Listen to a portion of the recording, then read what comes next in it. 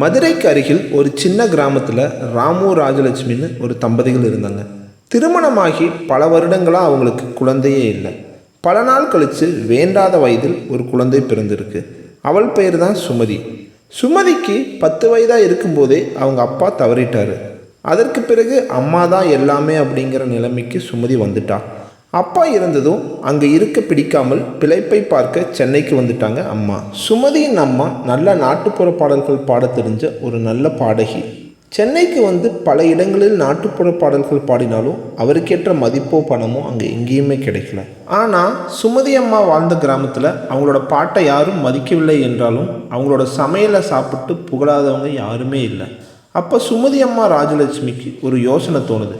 நம்மளால் பாட்டு பாடி முன்னேற முடியாது, நமக்கு தான் சமையல் நல்லா வருது, சமையலில் ஒரு தொழிலை தொடங்கலான்னு ஒரு தள்ளுவண்டி கடையை ஆரம்பிக்கிறாங்க.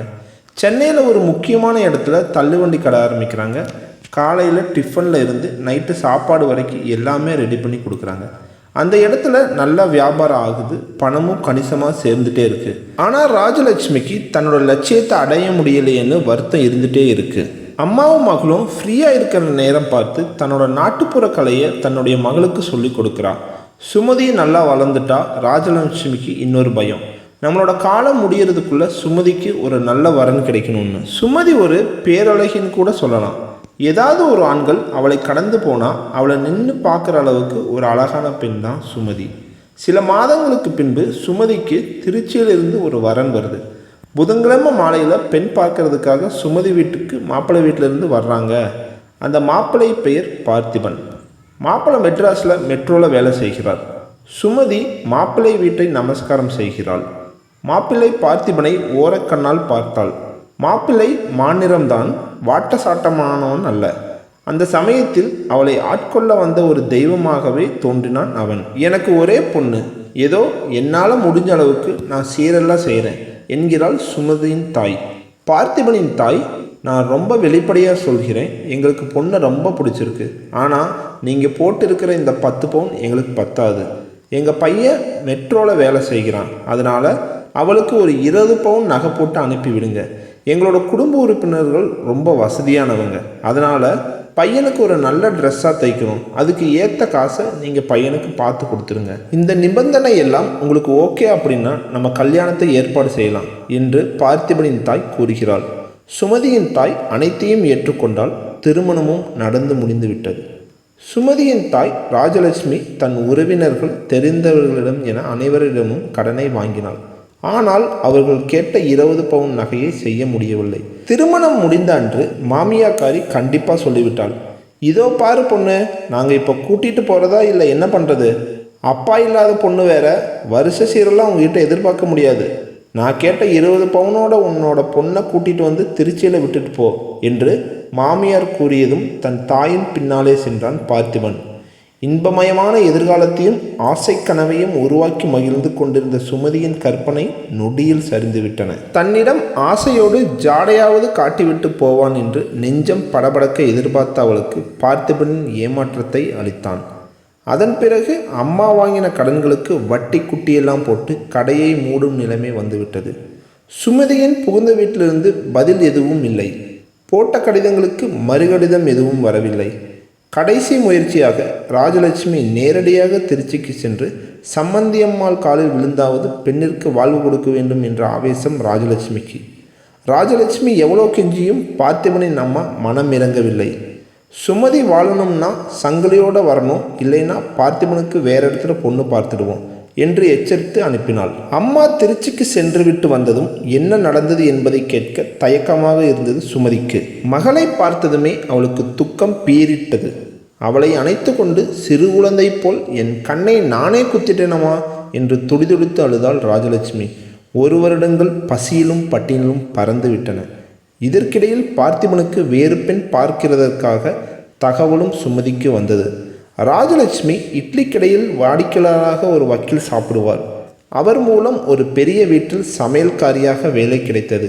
வயதானவர் என்பதால் மகளும் உதவியாக இருக்க அந்த வக்கீல் ஏற்றுக்கொண்டார். அந்த வீட்டிற்கு வேலைக்கு சென்றவுடன் சுமதியின் வாழ்க்கையில் ஒரு திருப்புமுனை ஏற்பட்டது. வக்கீலின் பெயர் ராமர். ராமரின் மனைவி தற்செயலாக சுமதியின் இனிமை குரலை கேட்டாள். சுமதி, இனிமேல் நீதான் காலையிலும் மாலையிலும் பூஜை நேரத்தில் பாட்டு பாடணும், சரியா என்று கூறினாள். சரிங்கம்மா, நான் காலையிலும் மாலையிலும் பூஜை அறையில் தவறாமல் பாடுகிறேன். அப்படி ஒரு நாள் சுமதி பூஜை அறையில் பூஜை பண்ணிட்டு இருக்கும்போது ராமரோட கட்சிக்காரர் ஒருவர் வீட்டுக்கு வந்திருந்தார். அவர் சுமதியோட பாட்டை கேட்டு உடனே தன்னை அறியாமல் யாரா இருப்பா, அது யாரு அப்படின்னு அந்த குரலை தேடி பூஜை அறைக்கு போகிறாரு. என் பையன் ஒரு பெரிய மியூசிக் டைரக்டருமா, அவன்கிட்ட உன்னோட வாய்ஸை நான் ரெக்கார்ட் பண்ணி காட்டுறேன், நீ எனக்காக ஒரு பாட்டு பாடி கொடுக்குறியா அப்படின்னு கேட்குறாரு. உடனே சுமதி அதெல்லாம் வேணாம் சார்னு சொல்கிறான். ராமநாதனும் அவருடைய மனைவியும் சும்மா ஒரு பாட்டு தானே சுமதி, ரெக்கார்ட் பண்ணி கொடு அப்படின்னு வற்புறுத்துறாங்க. உடனே சுமதி ஒரு பாடலை ரெக்கார்ட் பண்ணி அவர்கிட்ட கொடுக்குறான். அந்த பாடலை தன்னோட மகன்கிட்ட போட்டு காட்டுறாரு. உடனே அந்த இசையமைப்பாளர் அந்த பாட்டில் உள்ள குரலில் மயங்கி கண்டிப்பாக அடுத்த படத்துக்கு இந்த பொண்ணு பாடணும், அவங்கள போய் புக் பண்ணலாம் வாங்கப்பான்னு சொல்கிறாரு. சுமதியின் அம்மா அதை ஏற்றுக்கொள்ளவில்லை. வேண்டாம், என் பொண்ணுக்கு இந்த சினிமா தொழிலில் பாட்டு பாடுறது வேண்டான்னு சொல்கிறாங்க. அந்த நேரம் ராமநாதன் குடும்பத்தோட தூண்டுதலால் ஒத்துக்கொண்டாள். ஏன் வழியே வந்த ஸ்ரீதேவியை வேணான்னு சொல்கிறீங்க? உங்கள் பொண்ணுக்கு ஒரு பெரிய எதிர்காலம் இருக்குது, கண்டிப்பாக நீங்கள் உங்கள் பொண்ணை பாட விடுங்கன்னு சொல்கிறாங்க. சுமதி பாடின முதல் பாட்டு பெரிய அளவில் ஹிட் ஆயிடுச்சு. சிறிது நாட்கள் கழித்து ஒரு பிரபல பின்னணி பாடகியாக மாறிட்டாள். ராஜலட்சுமி அவளுக்கு கற்றுக் கொடுத்த பாடல் ஆன்மீகமாகவும் நாட்டுப்புற கலைகளுக்கு ஒரு எடுத்துக்காட்டாகவும் அமைந்தது. ஆனால் இவளுக்கு வாய்ப்பு தந்த பாடல்கள் கவர்ச்சி அதிகம் இருந்த பாடல்களாக இருந்தது. ஆனால் அதற்குத்தான் வருமானமும் அதிகமாக வந்தது. ராஜன் குழுவிடம் அடிக்கடி மெல்லிசை கச்சேரிக்காக சென்று கொண்டிருந்தாள். அந்த குழுவில் சக பாடகர் இவர் பக்கத்தில் நெருங்கி நிற்பதும் பார்ப்பதும் என்று இவளுக்கு எரிச்சலை தந்தது. மைக் அருகில் அவள் கையில் புத்தகங்களோடு பாட்டு பாட ரெடியாக நிற்கும் பொழுது அவள் அருகில் வந்து நிற்பான். சில சமயங்களில் ஸ்டூடியோவில் ரெக்கார்டிங் முடித்து வர நடு இரவாகிவிடும். அந்த சமயத்தில் சக பாடகர் நான் வேணா உனக்கு துணைக்கு வரவா என்று கேட்பான். அதை கேட்கும் பொழுது அவன் கன்னத்தில் பலாரென ஒரு அறை விடலாமா என்று தோன்றும் சுமதிக்கு. ஒரு நாள் ரெக்கார்டிங் முடித்து வீடு திரும்பிய போது இரவு 11 மணி இருக்கும். சுமதியின் வரவேற்பறையில் சக பாடகர் அமர்ந்திருந்தார். ஹலோ மிஸ்டர், உங்களுக்கு என்ன வேலை என்று கேட்டாள் சுமதி. தயவு செய்து தொந்தரவு கொடுக்காதீங்க, அப்புறம் என்ன செய்வேன்னு எனக்கே தெரியாது, மரியாதையாக வெளியே போயிடுங்க என்று மிரட்டினாள். பெரிய பத்தினி மாதிரி பேசாத, உன் புருஷனை உதறினவ தானே, வேலையில்லாத பயிர் தானே, நீ வெளி வேஷம் போடுறியா என்று காரி துப்பாத குறையாக வெளியேறினான் அந்த சக பாடகர். இரட்டை அர்த்தமுள்ள காதல் பாடல்களை அவள் பாடுவது உண்மைதான், அது அவளது பிழைப்பு. அதை வைத்து எப்படி ஒரு பெண்ணின் குணத்தை எடை போட முடியும்? அவளது பாதுகாப்புக்கு ஒரு துணை தேவைப்பட்டது. சுமதியின் அம்மா மகளின் வளர்ச்சியை முழுமையாக காணாமல் முன்பே இறந்து விட்டாள். ராமனின் நண்பர் கதிர் இசையில் ஈடுபாடு கொண்டவர், நல்லவராக தெரிந்தார். சுமதியின் ரசிகரில் ஒருவரும் கூட. அவர்களுக்கிடையே நெருக்கம் ஏற்பட்ட போது ஒரு திடுக்கிடும் உண்மையை சுமதி தெரிந்து கொண்டாள். கதிர் திருமணமானவர், 3 குழந்தைகளின் தகப்பன், கொஞ்சம் மது பழக்கமும் கூடவே சீட்டாடு பழக்கமும் இருந்தது. சுமதி பாதுகாப்பு என்ற பெயரில் அவள் கதிர்க்கு சட்டத்திற்கு அப்பாற்பட்டு மனைவியானாள். சுமதியின் கண்களில் கண்ணீர் வடிந்தது. நெஞ்சை என்னவோ செய்தது. பெண்ணுக்கு சுதந்திரம் வேண்டும், பெண் தன் காலில் நின்று சுயமாக வாழும் திறன் வேண்டும் என்று குக்குரலிடும் அதே சமூகம் ஒரு பெண் தானாக வாழ விடுவதில்லை. அப்படி வாழ முயல்பவர்களுக்கு எத்தனை தண்டனைகள், இடர்கள், முட்டுக்கட்டைகள், முன்னேற விடாமல் தடுக்க எத்தனை பேர்கள். என் பெயருக்கு பின்னால் ஒட்டிக்கொண்ட அந்த பெயருக்காக அவள் அளித்த லஞ்சங்கள் எத்தனை, நினைக்கையில் அவள் உள்ளம் கசிந்தது. சுமதி பாதுகாவலர் என்ற நிலையில் வந்த பிறகு கதிரவன் எப்படி மாறிப்போனார். அவள் மீது வைத்திருந்த காதல், இசையில் காட்டிய ஈடுபாடு, இவற்றில் அவள் ஏமாந்தல்லவா போய்விட்டாள். கதிர் சுமதி விஷயங்களில் அதிகம் தலையிட ஆரம்பித்தார். வருகிற வருமானத்தில் அவருக்கு கணிசமான தொகை போய்விடும். அதை குடித்து சீட்டாடி காசை வாரி இறைத்து விடுவார். ஒரு நாள் நடந்த கச்சேரியை அவளால் மறக்கவே முடியாது. கச்சேரி முடித்துவிட்டு அவள் மேடையை விட்டு கீழே இறங்கினாள். அவளை சுற்றி ரசிகர் சூழ்ந்திருக்க அதில் ஒரு பெண் மட்டும் நான் யார் என்று தெரிகிறதா என்று கோபமாக கேட்டாள். தெரியலையே, ஒருவேளை என் ரசிகர்களின் ஒருத்தி என்று சுமதி திகைப்புடன் கூறினாள். அதுதான் இல்லை, உங்கள் சக்காலத்தி மகள், எங்கள் அப்பாவை அபகரித்து எங்களுக்கு இல்லாமல் செஞ்சிட்ட அந்த கொடுமையை கேட்க வந்த அந்த பெண்ணின் வார்த்தைகளில் அவ்வளவு காயம் தெரிந்தது. வீட்டிற்கு வந்தும் அந்த வார்த்தை அவள் காதில் ஒலித்து கொண்டே இருந்தது. அதற்கு பிறகு தொல்லைகள் அவளை விடவில்லை. கதிரவன் நோய்வாய்ப்பட்டார். அதற்கு காரணம் அவரது பழக்க வழக்கங்கள். அதற்கு பதில் திருமதி கதிரவன் அவளை தேடி வீட்டிற்கு வந்து விட்டாள். என் வாழ்க்கையே பறிச்சுக்கிட்ட, என் குடும்பத்தையே உடைச்சிட்ட, இப்போ என் புருஷனை பிரிக்க வழி செஞ்சிட்டியே, நீ நல்லா இருப்பியா என்று கேட்டாள் கதிரவன் மனைவி. இப்படிப்பட்ட வார்த்தைகள் அவளுக்கு பழக்கம் இல்லாதவை. அப்படி பழகியிருந்தால் கேவலம் ஒரு நகைக்காக தன் வாழ்க்கையை இப்படி கேவலப்படுத்தி விட்டாயே என்று மாமியாரிடம் போய் சண்டை போட்டிருப்பாள். கதிரவனின் மனைவி கேட்கும்போது, உன் கணவர் என் பணத்தை அட்டை போல் உறிஞ்சினார், தமது தேவைக்காக ஆசை நாகி என்ற பதவியில் வைத்து அவமானப்படுத்தினார், தவிர எனக்கு எந்தவித பாதுகாப்பும் தரவில்லை என்று கத்தியிருப்பாள். சுமதி வெளியே எதுவும் சொல்லாமல் மனதுக்குள் இதை கூறிக்கொண்டாள். இப்போ என்ன செய்யணும்னு எதிர்பார்க்குறீங்க என்று வெறுப்போடு கேட்டாள் சுமதி. என் பெரிய பொண்ணுக்கு கல்யாணம் ஏற்பாடாகி இருக்கு, அவர் ஆஸ்பத்திரியில் இந்த நிலைமையில மாப்பிள்ளை வீட்டால் பணம் அது இதுன்னு கேட்குறாங்க. பெருமூச்சு விட்டபடி கண்களை துடைத்து கொண்டாள் திருமதி கதிரவன். சுமதிக்கு விளங்கிவிட்டது, பணம் காய்க்கும் மரத்தை கொஞ்சம் உலுக்கி எடுத்து போகலாம் என்று வந்திருக்கிறாள் போல என்று. சுமதிக்கு கோபமும் அனுதாபமும் ஒரு சேர இருந்தனர். ஒரு பெண்ணின் வாழ்வு வீணாகி விடக்கூடாது என்ற அனுதாபத்தில், தான் பட்ட துயரம் மற்றொரு படக்கூடாது என்ற நல்லெண்ணத்தில் சுமதி விடுவிடவென்ன உள்ளே சென்றாள். பீரோவை திறந்து நகைப்பெட்டியில் இருந்து கொஞ்சம் நகைகளை எடுத்தாள். அவசர அவசரமாக ஒரு கணிசமான தொகைக்கு செக் எழுதினாள். திருமதி கதிரவனிடம் அந்த செக்கையும் நகையும் கொடுத்தபடி, உங்கள் பெண் வாழ்க்கை நல்லபடியாக அமையும், கவலைப்படாதே என்று கூறினாள். அதற்கு பிறகு கதிரவன் இறந்து போனார். அவரது மறைவிற்கு அவளை யாரும் அழைக்கவில்லை. என்னானாலும் தொட்டு தாலி கட்டியவள்தானே உரிமை என்று சட்டம் பேசினார்களாம். மீண்டும் சுமதி தனிமையில் வாழ்ந்தாள். சில நாட்களுக்கு பிறகு அவள் ஒரு உதவி நிதி கச்சேரிக்கு ஒத்துக்கொண்டு அந்த நிகழ்வுக்கு வீட்டிலிருந்து புறப்பட்டு கொண்டிருந்த சமயத்தில் வீட்டு வாசலில் கொட்டும் மழையில் ஒரு உருவம் குளிரில் நின்று கொண்டிருந்தது. காரை நிறுத்தச் சொல்லி சுமதி எட்டி பார்த்தாள். அந்த பாட்டியின் முகத்தில் வறுமையும் முதுமையும் தெரிந்தது. ஏனோ சுமதிக்கு அவளிடம் ஒரு அன்பு. கையோடு வண்டியில் ஏற்றிக்கொண்டு வந்துவிட்டாள். ராஜம்மாள் அவளுக்கு அன்பாக சமைத்து போட்டாள். பாசமாகவும் ஆதரவாகவும் பார்த்து கொண்டாள். ராஜம்மாவின் வாழ்க்கையும் சுமதியின் வாழ்க்கை போல கைவிடப்பட்ட கதைதான். அதனால் அவர்கள் இருவர் இடையில் பாசப்பிணைப்பு அதிகமாகிவிட்டது. சில சமயங்களில் ராஜம்மாவே சுமதிக்கு புத்தி கூறுவதும் உண்டு. கதிரவனின் மறைவுக்கு பிறகு கூட அந்த குடும்பம் அவளை விடவில்லை.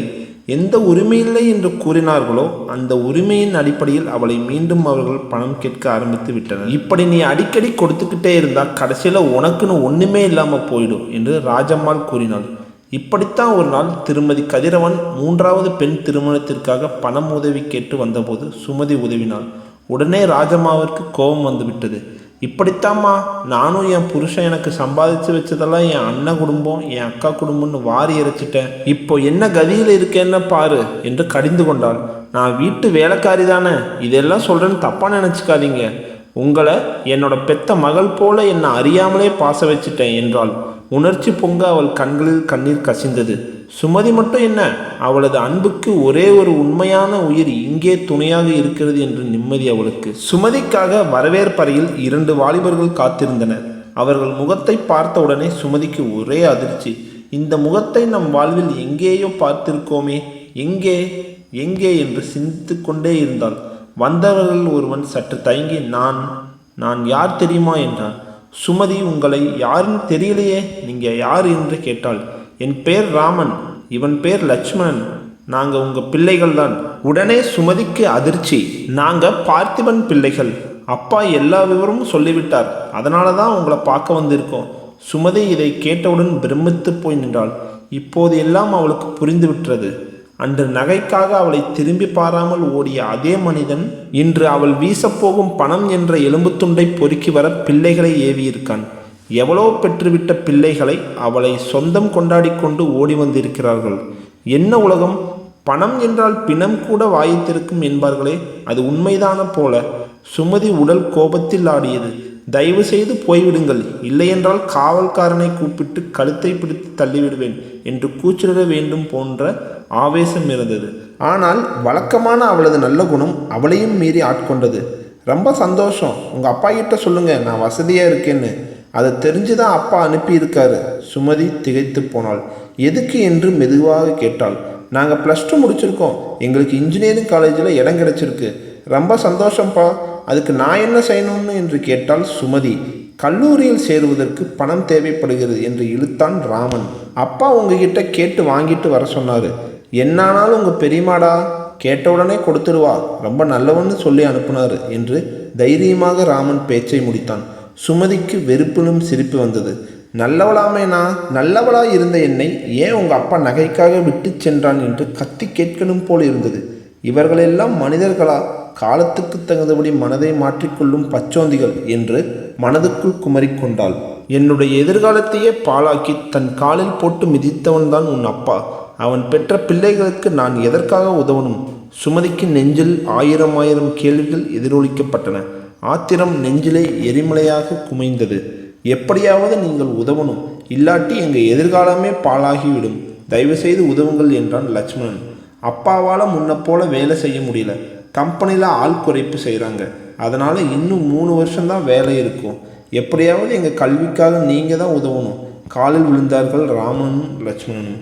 என் காலை விடு, தயவு செஞ்சு, பெரியம்மான்னு கூப்பிடாத என்றால் சுமதி மனக்கசப்புடன். ராமன் லட்சுமணனும் ஏமாற்றத்துடன் விழித்தனர். கல்விக்காக நான் செய்கிற இந்த தர்ம பணத்தை உங்களுக்கு தர்றேன், ஆனால் சொந்தத்துக்காக இல்லை. இதை உங்கள் அப்பா கிட்ட காதில் உரைக்கிற மாதிரி நல்லா சொல்லிடுங்க என்று கடுமையாக கூறினாள். வந்தவர்களிடம் பணம் கொடுத்து அனுப்புவதை பார்த்த ராஜம்மாளுக்கு பயங்கர கோபம். என்னம்மா இது, எல்லோருக்கும் வாறு வழங்கிட்டே இருந்தா எப்படி என்று கடித்து கொண்டாள். ராஜம்மா, என்கிட்ட பணம் இருக்கு, கொடுக்கிறேன், நீ வேணும்னா கேட்டுப்பாரு, உனக்கு தர்றேன் என்றால் கிண்டலாக. ஐயோ, எனக்கு எதுவும் வேண்டாம்மா, நீங்கள் நல்லா இருந்தால் போதும். என் மக கடைசி காலத்தில் கஷ்டப்படக்கூடாது, அவ்வளோதான் வேணும் என்று ராஜம்மாள் கூறி கண்களில் கண்ணீர் பெருக்கெடுத்தனர். கண்களை துடைத்தபடி சமையல் அறைக்குள் சென்று விட்டாள். அதன் பிறகு 2 குடும்பமும் மாறி மாறி சித்தி என்றும் பெரியம்மா என்று கூறு போட்டு கொண்டனர். வாழ்க்கையில் அவள் தேடிய நிம்மதி அவளுக்கு கிடைக்கத்தான் இல்லை. பணம் சம்பாதிக்கிற பெண் கூட அப்படித்தானே. பெரியம்மா, காலேஜ் புத்தகங்கள் வாங்க காசு வேண்டும் என்பான் ராமனும் லட்சுமணனும். கடைசி பொண்ணுக்கு கல்யாணம் நிச்சயம் ஆயிடுச்சு, சித்திங்கிறது வகையில் நீ என்னதான் செய்ய போற என்று திருமதி கதிரவன் ஒரு பக்கம். சுமதிக்கு மனம் வெறுத்தது. இதற்கெல்லாம் சிகரம் வைத்தது போல அந்த நிகழ்ச்சி சுமதியால் மன்னிக்க முடியாத, மறக்க முடியாத சம்பவமாக மாறியது. சுமதிக்கு சில நாட்களாக அடிக்கடி வயிற்று வலி இருந்து வந்தது. ராஜம்மாள் அவளுக்காக பத்தியமாக சமைத்தாள். வாய்க்கு ருசியாக செய்து போட்டாள். ஊரில் உள்ள தெய்வங்களை எல்லாம் வேண்டிக் கொண்டாள். ஒருவேளை திருஷ்டியாக இருக்குமோ என்று தினமும் திருஷ்டி சுற்றி போட்டாள். உடம்பு சரியில்லாத காரணத்தால் இப்போது அவள் பாடல் பதிவுக்கு செல்லவில்லை. சுமதியிடம் வரவேற்பறையில் உங்களை பார்ப்பதற்கு ஒருவர் வந்திருக்கிறார் என்று வீட்டு வேலைக்காரர்கள் சொல்ல சுமதி சென்று பார்த்தாள். அங்கு அவளுக்கு ஒரு அதிர்ச்சி காத்திருந்தது. வருடங்கள் எத்தனை ஆனாலும் அவளால் மறக்க முடியாத உருவமாயிற்றே.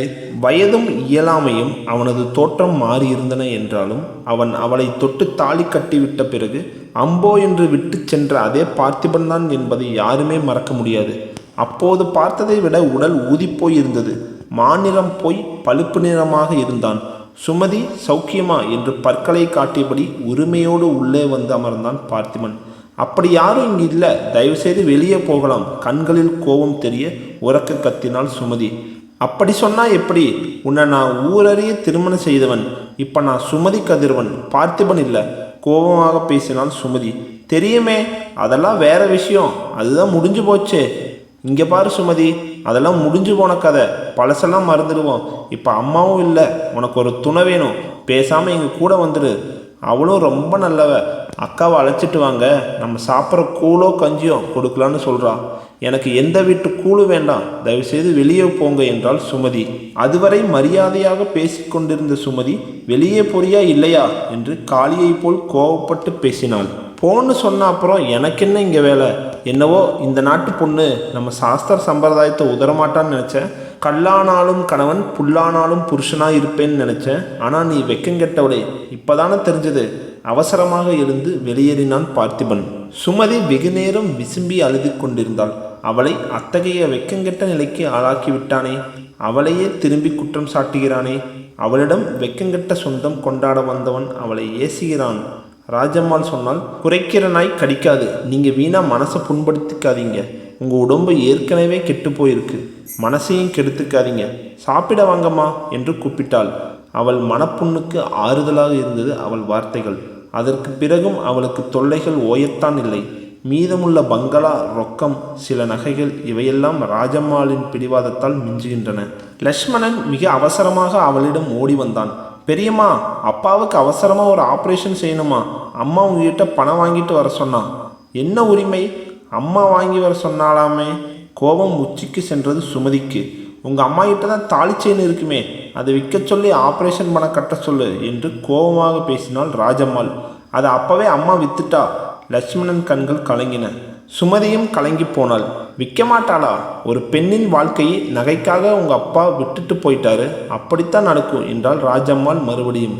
சுமதி இரக்க குணத்தால் பணத்தை எடுத்து லட்சுமணனிடம் கொடுத்தாள். எத்தனை சொன்னாலும் கேட்க மாட்டாள். உங்களுக்குன்னு ஒரு காலம் உண்டு, அந்த காலத்துக்கு செலவு பண்ணுறதுக்கு காசு வேணும். பயப்படாத ராஜம்மா, எனக்கு வேண்டியது இருக்கு, ஆனால் எந்த வியாதி இல்லாமல் இருந்தால் போதும் என்று புன்னகையுடன் சுமதி கூறினாள். நாட்கள் போக போக சுமதியின் உடலில் ஏகப்பட்ட பிரச்சனைகள் வந்தன. உடல் அடிக்கடி அசதியாக இருப்பது, அஜீரண கோளாறு என்ற பல தொல்லைகள் இருந்தன. சில நாள் கழித்து சுமதி மருத்துவமனையில் அனுமதிக்கப்பட்டாள். மருத்துவமனைகள் பரிசோதித்து பார்க்கும் பொழுது முதலில் மஞ்சக்காமாலா என்று ஒரு சந்தேகம். அவளுக்கு சிகிச்சை அளிக்கப்பட்டது. சிகிச்சைக்கு பிறகு குணமாகவில்லை என்ற காரணத்தால் அங்குள்ள நர்சிங் ஹோமில் சேர்த்து விட்டிருந்தார் அவரது குடும்ப டாக்டர். முதல் நாள் பார்க்க வந்த திருமதி கதிரவன் அவளை பார்க்க ஒரு கூடை முழுவதும் பழங்களை வாங்கி கொண்டு வந்தாள். கூடவே ஒரு மகளையும் அழைத்து வந்தாள். உடம்பு எப்படி தேஞ்சு போயிருக்கு, எப்படி இருந்த உடம்பு என்று கவலைப்பட்டாள். சித்தி, டாக்டர் என்ன சொன்னாங்க என்று மகள் கேட்டாள். இன்னும் முடிவாகவில்லை, எதுக்கும் வக்கீல் வர சொல்லியிருக்கேன் என்று விரக்தியாக பேசினாள் சுமதி. வக்கீலா? அதுக்கெல்லாம் ஒன்றும் தேவை இருக்காது, பரபரப்புடன் கூறினாள் திருமதி கதிரவன். வக்கீல் வந்தா கடைசி காலம்னு நீ ஏமா பதற? உயில்னு ஒன்று எப்பவும் எழுதி வைக்கிறது நல்லதுதானே? மகள் கூறிவிட்டு சுமதியின் முகத்தை பார்த்தாள். சுமதிக்கு அவள் மகள் கூறியதை கேட்டு பயங்கரமாக கோபம் வந்தது.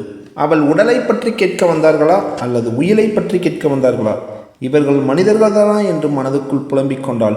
பாவ சித்தி, மனசை கலங்கடிச்சிட்டீங்க என்று மகள் கடிந்து கொண்டாள். மன்னிச்சுக்க சுமதி, நீ அடிக்கடி சொல்லுவியே பெரியவள் தான் உயிர்னு. அவளை ஒரு நாள் கூட்டிகிட்டு வர்றேன். உன்னோட பங்களா மேலே அவளுக்கு அத்தனை ஆசை. வீடுனா சித்தி கட்டின வீடு போல இருக்கணும்னு எப்போவுமே சொல்லிட்டு இருப்பா. சுமதி படித்து கிடப்பதில் அல்ல அவர்கள் புலம்பல். அவரது வீடு யாருக்காவது போய்விடுமோ என்ற பதட்டம்தான் இருந்தது. கவலைப்படாதீங்க, நீங்கள் எதுக்கு வீணாக பணத்தை செலவழித்து நர்சிங் ஹோம் வரைக்கும் வரணும்? நான் வீட்டிற்கு வந்த பிறகு பார்த்துக்கலாம் என்று உறவை துண்டிக்க பார்த்தாள். ஆனால் அவர்கள் சொத்துக்காக விடாமல் வந்து கொண்டே இருந்தனர். பார்த்திபன் மட்டும் விட்டானா என்ன? அவன் வரவில்லை, அவன் மனைவியை அனுப்பி வைத்தான். பார்த்திபன் மனைவி, அக்கா, நீங்கள் தெய்வம் போல என் தாலியை காப்பாற்றினீங்க. நீங்கள் மட்டும் பழசெல்லாம் நினச்சிட்டு எனக்கு உதவாமல் இருந்திருந்தா என்று தோளை குலுக்கிக் கொண்டு அழுதாள். பழசெல்லாம் நினைத்திருந்தால் அவள் முதலில் பார்த்திபனின் உரிமை மனைவியாக வாழ்ந்திருக்க முடியுமா? கோர்ட் கேஸ் ஜீவனம்சம் சந்தி சிரிக்க வைத்திருப்பாளே. சுமதி தனக்குள் வெறுப்புடன் சிரித்து கொண்டாள். இப்போது அக்கா உறவு வேற கொண்டாட வந்து விட்டாள். கணவனுக்கும் மனைவிக்கும் பண விஷயத்தில் எத்தனை ஒற்றுமை!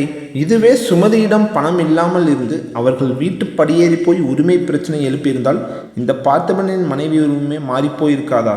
அக்காவாவது சொக்காவாவது என்று தூக்கி எறிந்திருக்க மாட்டாளா? யாரோ அனுபவிக்க போறார்கள், நாமும் அனுபவிப்போம் என்று ஆத்திரம், ஆசை, ஆதங்கம். உயில் எழுதலான்னு இருக்கேன். உடனே பார்த்திபனின் மனைவி, நான் வெளிப்படையாக சொல்கிறேன்னு நினைக்காதீங்க, தப்பாக நினைக்கக்கூடாது. பிற்காலத்தில் பிள்ளைகள் தான் காப்பாற்றுவாங்க. பெரியம்மான்னு உங்களை தெய்வமாக நினைக்கிறாங்க ராமணனும் லட்சுமணனும். அவங்களையும் நீங்கள் கொஞ்சம் நிலவில் வச்சுக்கோங்க. நர்ஸ் அறைக்குள் வரவும், ராஜம்மாள் இன்னும் வரவில்லையா என்று மெலிதாக கேட்டாள். வந்துடுவாங்கம்மா, வேற யாரும் வந்து தொந்தரவு செய்ய மாட்டாங்க, கவலைப்படாதீங்க மீண்டும் ஒரு முறை கூறிவிட்டு கதவை மூடியபடி வெளியே சென்றாள் நர்ஸ். சுமதி லேசாக புரண்டு படுக்க முயன்றாள். உடல் நோயின் வேதனையால் தவித்தது. உள்ளத்தாலும் உடலாலும் மிக மிக சோர்ந்து போய்விட்டாள். நர்ஸ் மற்றும் குடும்ப டாக்டர் அவர்கள் கூட ஸ்பெஷலிஸ்ட் உள்ளே நுழைந்தார். குட் மார்னிங் யங் லேடி, ஏதாவது சாப்பிட்டீங்களா? உங்கள் பாட்டை கேட்கும் ரசிகரில் நானும் ஒருவன் என்றபடி அவள் அருகில் சென்று பரிசோதித்தார். குடும்ப டாக்டரும் நர்ஸும் உடனிருந்த தேவையானவற்றை செய்து முடித்துவிட்டு வெளியே சென்றனர். மீண்டும் அறைக்கதவு திறந்தது. இம்முறையில் ஸ்பெஷலிஸ்ட் மட்டுமே உள்ளே வந்தார். நிதானமாக அவள் அருகில் அமர்ந்து, மேடம், உங்கள் உறவினர்கள் யாராவது இங்கே இருக்கிறார்களா என்று கேட்டார். சுமதி சிரித்துக்கொண்டே, எனக்கு சொந்தம் யாரும் இல்லைங்க சார் என்று கூறினாள். என்ன ஆச்சரியம், எவ்வளவு பெரிய பாடகி நீங்கள், உங்களுக்கு என்று சொந்தம் கொண்டாட எவரும் இல்லையா என்று கேட்டார். எனக்கு சொந்தம்னு சொல்லிக்க நிறைய பேர் ஓடி வர தயார், ஆனால் ஆத்மாத்மா உண்மையான சொந்தம்னு சொல்லிக்க யாருமே கிடையாது டாக்டர். என்னவா இருந்தாலும் நீங்கள் தயங்காமல் என்னிடமே சொல்லுங்கள். நான் ஏற்கனவே என்னை பற்றின ஒரு முடிவு செஞ்சுருக்கேன். மனசை திடப்படுத்தி வச்சுருக்கேன் டாக்டர். ப்ளீஸ் என்னென்னு சொல்லுங்கள். உங்களுக்கு குடலில் புற்றுநோய் பரவி இருக்குதுமா. ஆரம்ப நிலையில் நீங்கள் இதை கவனிச்சிருந்தால் குணப்படுத்தி இருக்கலாம். இப்போது மூச்சுக்குழாய் வரைக்கும் பரவிடுச்சு. எங்களால் முடிஞ்ச அளவுக்கு உங்களை காப்பாற்ற ட்ரை பண்ணுறோம். இதை கேட்டவுடன் அருகில் இருந்த நர்ஸின் கண்கள் ஈரமாயின.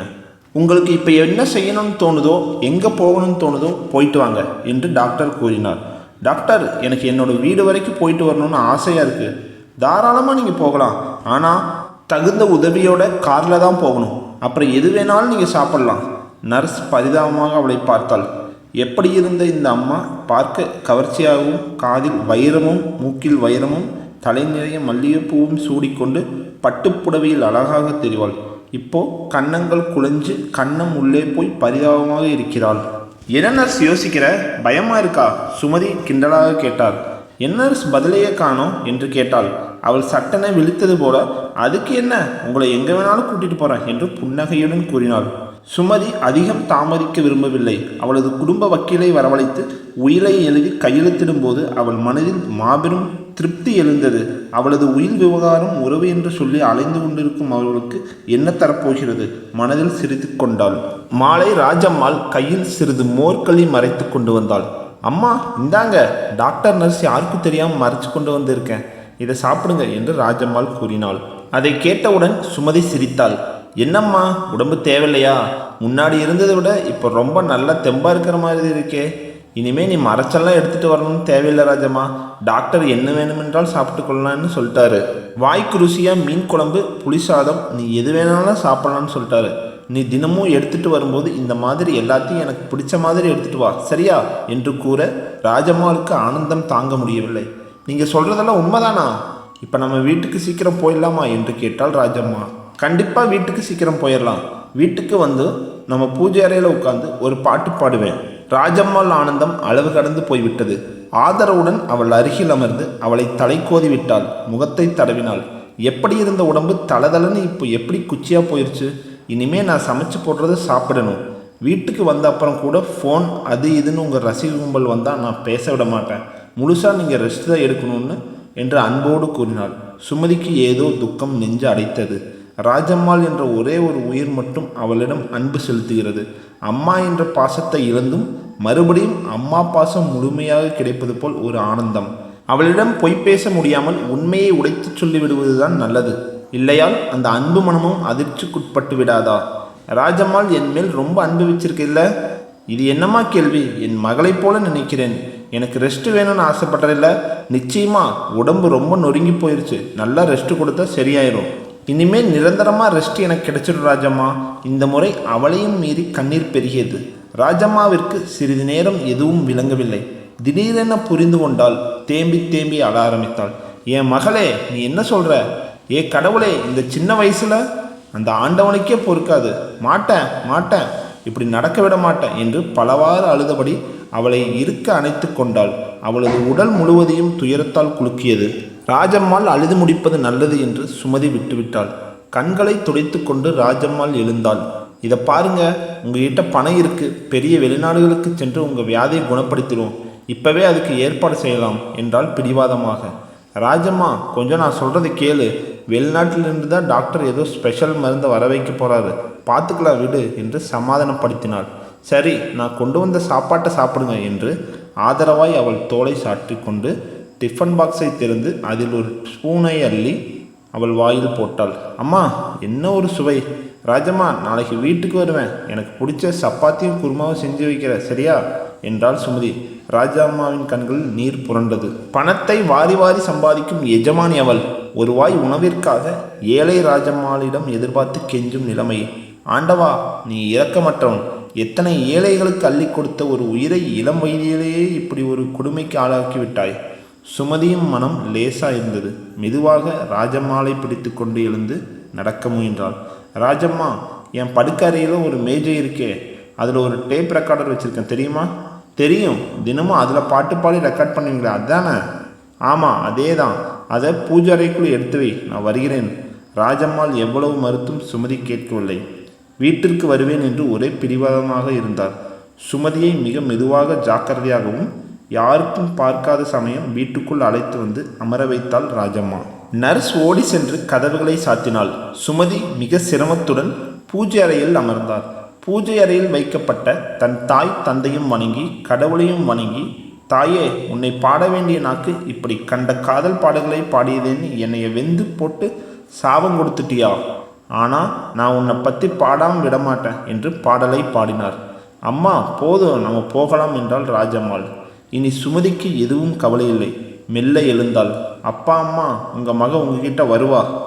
ராஜம்மாள் சுமதி பாடிய கடைசி பாடலின் டேப் ரெக்கார்டுகளை பத்திரப்படுத்தி வைத்தாள். அன்று சுமதிக்கு மூச்சு திணறல் அதிகமாகிவிட்டது. நர்சிங் ஹோம் இருக்கு. ஓடி வந்த ராஜம்மா ஓசைப்படாமல் அவளை தன் மடி மீது தலை சாய்த்து படுக்க வைத்தாள். ராஜம்மா, இனிமே நான் பிழைக்க மாட்டேன்.